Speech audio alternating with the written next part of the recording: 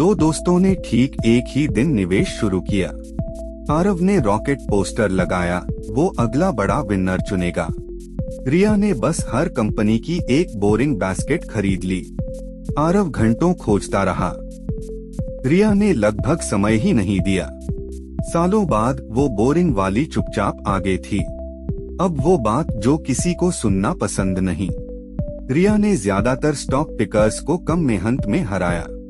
आधी रात चार्ट्स नहीं, पैनिक नहीं, हॉट टिप्स नहीं, बस महीने में 10 मिनट, फिर ऐप बंद। आज समझते हैं बोरिंग अक्सर क्यों जीतता है। तो रिया ने आखिर खरीदा क्या? उसने एक इंडेक्स फंड खरीदा, और ये नाम से आसान है। एक कंपनी चुनने की जगह तुम सबका एक टुकड़ा खरीदते हो। एक खरीद और सैकड़ों बिजनेसेस एक साथ तुम्हारे। बड़ी छोटी विनर्स और पिछड़ने वाली सब साथ। तुम अंदाजा लगाना बंद कर देते हो कि कौन सा नाम जीतेगा। इसे एक हॉर्स रेस की तरह सोचो। स्टॉक चुनना मतलब एक ही घोड़े पर दांव। इंडेक्स फंड मतलब रेस के हर घोड़े का मालिक होना। अब तुम्हें विनर का अंदाजा लगाने की जरूरत नहीं। जो भी जीते वो पहले से तुम्हारा है। तुम ETF शब्द भी इधर उधर सुनोगे। ETF दरअसल वही बात है, बस दूसरे रैपर में। कंपनियों की एक बड़ी बास्केट जो एक क्लिक में खरीदो। जारगॉन से मत डरो, ये बस वही बास्केट है। अब सोचो वो मशहूर नीडल इन अ हेस्टैक। एक विनिंग स्टॉक चुनना मतलब वो सुई ढूंढना। कभी मिल जाती है, ज्यादातर बस घंटे बर्बाद होते हैं। इंडेक्स फंड पूरी तलाश ही छोड़ देता है। ढूंढने की जगह तुम पूरा हेस्टैक खरीद लेते हो। अगर सुई उसमें है तो वो पहले से तुम्हारी है। इधर आरव मुश्किल रास्ता चुने हुए है। रात को वो न्यूज, टिप्स और रॉकेट चार्ट्स स्क्रॉल करता है। हर हॉट कहानी अगली पक्की चीज लगती है। वो जोश में खरीदता और डर में बेचता है। उसकी शामें कभी न सोने वाली स्क्रीन्स में गुम हो जाती हैं। उसका पोर्टफोलियो एक रोलर कोस्टर जैसा दिखता है। एक हफ्ते रॉकेट, अगले हफ्ते जोर से क्रैश। हर झटका उसका मूड भी ऊपर नीचे खींचता है। वो बिजी, स्मार्ट और लगातार तनाव में महसूस करता है। बहुत हलचल, पर असल में आगे ज्यादा नहीं। अब देखो रिया का जानबूझकर बोरिंग सिस्टम। पेडे पर 5,000 रुपए अपने आप इंडेक्स फंड में लग जाते हैं। वो न न्यूज देखती है, न किसी टिप के पीछे भागती है।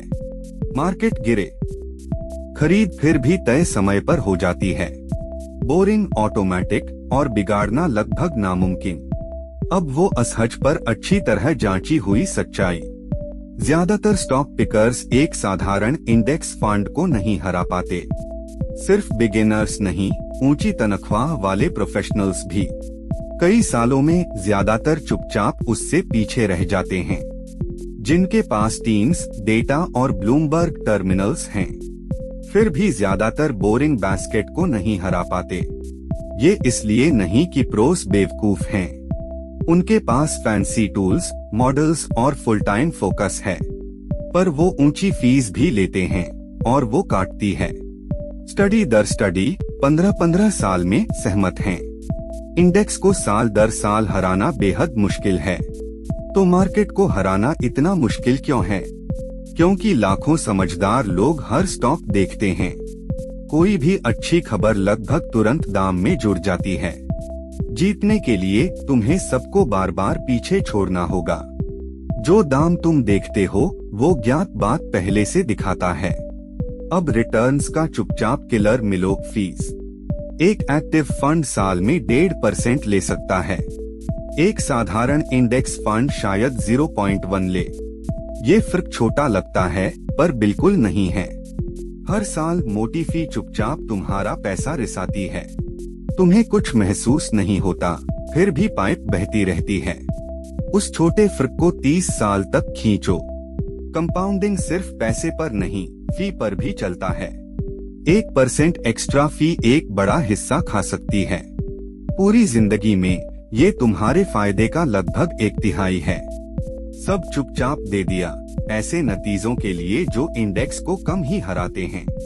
यही एक बड़ी वजह है रिया का फंड जीता। उसने अपनी कॉस्ट जितनी कम हो सके उतनी रखी। हर फायदे का ज्यादा हिस्सा उसकी जेब में रहा। कोई मोटी पाइप चुपचाप उसके अकाउंट के पीछे नहीं बही। कम कॉस्ट उन गिनी चुनी पक्की बढ़तों में है जो तुम्हारे हाथ में है। इंडेक्स तुम्हें मुफ्त प्रोटेक्शन भी देता है। सबसे पुराना नियम, सारे अंडे एक टोकरी में मत रखो। अगर एक स्टॉक रखो और वो गिरे, तुम लहूलुहान। एक स्कैंडल एक कंपनी को 70% गिरा सकता है। सब उस पर लगाओ तो वो ज़ख्म अकेले तुम्हारा। कई में फैलाना किसी भी एक चोट को नरम कर देता है। रिया हर कंपनी को बस एक पतले टुकड़े जितना रखती है। अगर उनमें से एक फटे, उसे मुश्किल से महसूस होता है। सैकड़ों बाकी चुपचाप गिरावट को सहारा देते हैं। उसकी पूरी बास्केट एक डिजास्टर को झटक देती है। ये बिल्ट इन सुरक्षा डाइवर्सिफिकेशन का काम है। पर टाइमिंग का क्या? सस्ते में खरीद, महीने में बेच। आरव परफेक्ट डिप के लिए किनारे पर इंतजार करता है। वो ठीक तले पर कूदना चाहता है। जब तक वो रुकता है, मार्केट चुपचाप ऊपर खिसकता है। जो डिप वो चाहता था कभी नहीं आता और तेजी छूट जाती है। जब वो आखिर कूदता है तो किसी पीक के पास।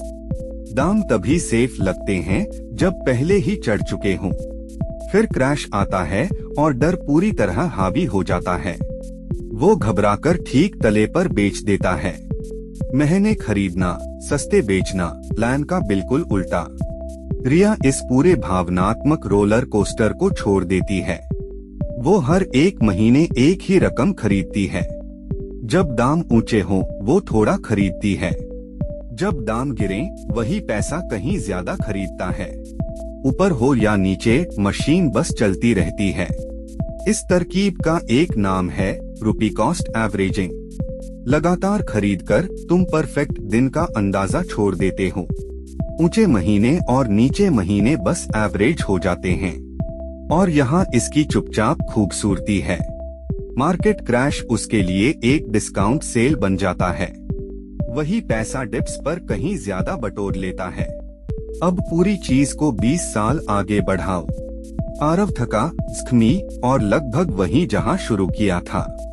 वो सारी रातें और दिखाने को बहुत कम। रिया ने मुश्किल से देखा, फिर भी उसका पेड़ बढ़ता रहा। लगातार खरीद प्लस कम फीस प्लस समय, कंपाउंडिंग। बोरिंग मेहनत चुपचाप असली दौलत बन गई। उस सारी मेहनत का एक क्रूर मोड़ यहाँ है। निवेश में ज्यादा एक्टिविटी अक्सर बुरे नतीजे लाती है। हर ट्रेड फीस, टैक्सेस और भावनात्मक गलतियां लाता है। आरव जितना छेड़छाड़ करता, उतना ही रिश्ता। कभी कभी कम करना सबसे समझदार चाल है। तो क्या स्टॉक चुनना कभी सही है? सच कहूँ तो हाँ, पर ज्यादातर एक जिज्ञासु शौक की तरह। अगर तुम्हें बिजनेसेस रिसर्च करना पसंद है, सच में ठीक है। बस अपना भविष्य उन गिने चुने पिक्स पर मत लगाओ। मजे को छोटा रखो और नींद को बोरिंग। एक आसान बंटवारा मजा और सुरक्षा दोनों रखता है। 90% एक boring low cost index fund में डालो। उस शांत 90 को असली भारी काम करने दो। सिर्फ 10% पिकिंग के लिए रखो अगर जरूरी हो। अब तुम्हारा शौक पूरा भविष्य नहीं डुबो सकता। फिर वो एक ईमानदार काम करो जो ज्यादातर लोग छोड़ देते हैं। सच में नापो कि तुम्हारे 10% पिक्स कैसा करते हैं। इसे बोरिंग इंडेक्स फंड से ईमानदारी से कंपेयर करो। ज्यादातर लोग चुपचाप पाते हैं कि इंडेक्स चुपचाप जीत गया और वो एक सबक ही छोटे एक्सपेरिमेंट के लायक है। तो इस सब का ईमानदार निचोड़ ये है, एक इंडेक्स फंड सस्ता, चौड़ा और माफ करने वाला है। इसे समय के साथ बिगाड़ना सच में मुश्किल है। तुम्हें ब्रिलियंट होने की जरूरत नहीं, बस कंसिस्टेंट। बोरिंग अक्सर जीतता है क्योंकि ये तुम्हारी गलतियां हटा देता है। पूरी स्ट्रैटेजी 3 शांत लाइंस में आ जाती है। एक low cost broad index fund खरीदो। 2 हर महीने एक तय रकम अपने आप निवेश करो। 3 फिर शोर को नजरअंदाज करो और कंपाउंड होने दो। बस इतना, कोई जीनियस नहीं, लक नहीं, क्रिस्टल बॉल नहीं। हमारे 2 दोस्तों पर एक आखिरी नजर। आरव हर रॉकेट के पीछे भागा और थककर रुक गया। रिया बस पूरे मार्केट पर एक ट्रेन की तरह सवार रही। उसे कभी एक विनिंग डिब्बा चुनना नहीं पड़ा। बोरिंग ट्रेन उसे चुपचाप ऊपर तक ले गई। अगर बोरिंग अचानक कहीं ज्यादा समझदार लगने लगा, बढ़िया, वो साफ समझ ही वजह है ये चैनल मौजूद है। सब्सक्राइब करो और बोरिंग को चुपचाप अमीर बनाने दो।